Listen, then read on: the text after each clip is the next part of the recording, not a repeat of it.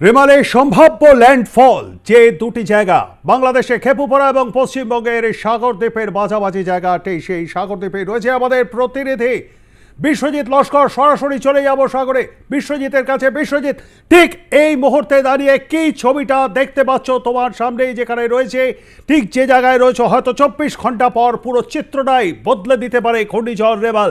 বিশ্বজিৎ, যেখানে কিন্তু যত কিন্তু সময় গড়াচ্ছে কিন্তু এর দিকে কিন্তু আরো বিঘ্নকর হচ্ছে।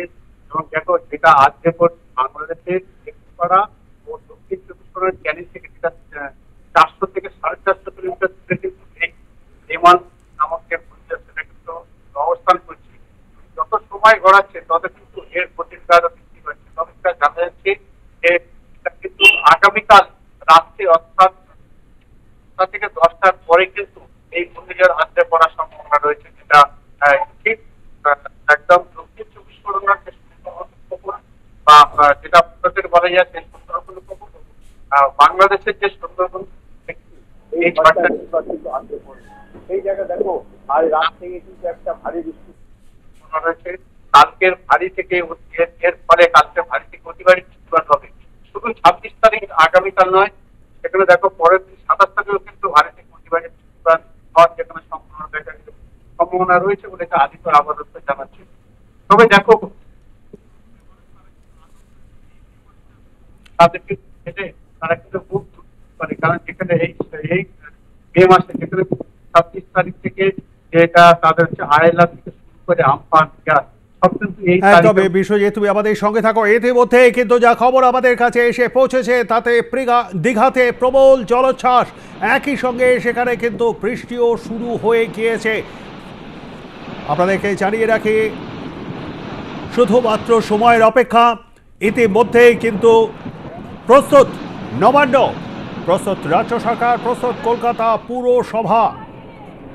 ইতিমধ্যে সতর্ক থাকতে বলা হয়েছে সবকটি জেলাকে, বিশেষ করে রাজ্যের উপকূলবর্তী যে সমস্ত জেলাগুলি রয়েছে। আপনারা দেখছেন দীঘায় সমুদ্র উপকূলে, সমুদ্র সৈকতে মাইকিং চলছে। উপকূলবর্তী যে সমস্ত জেলাগুলি রয়েছে, দক্ষিণ 24 পরগনা, উত্তর 24 পরগনা, বিস্তীর্ণ এলাকার সঙ্গে পূর্ব মেদিনীপুর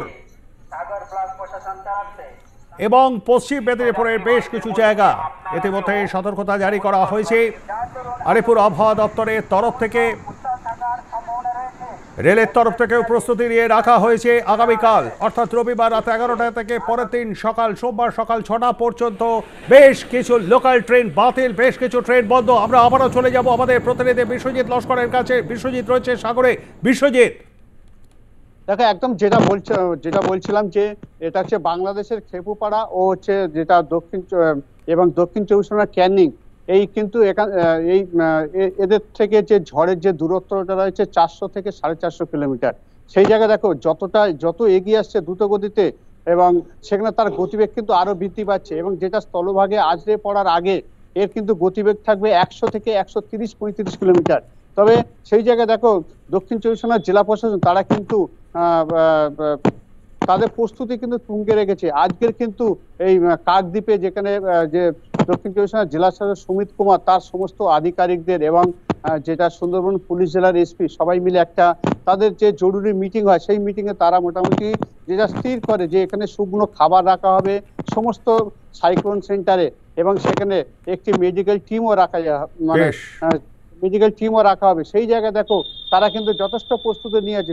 এছাড়াও দেখো, যেখানে সুন্দরবনে অনেক জায়গায় কিন্তু কাঁচা যে মাটির বাঁধ রয়েছে, সেই কাঁচা মাটির বাঁধ ভেঙে যাওয়ার, অর্থাৎ এক কথায় প্রস্তুত জেলা প্রশাসন। ধন্যবাদ আমাদের সঙ্গে থাকবার জন্য। পরিস্থিতির উপর নজর রাখো। কথা বলছিলাম আমাদের প্রতিনিধি বিশ্বজিৎ লস্করের সঙ্গে, রয়েছে এই মুহূর্তে সাগরদ্বীপে।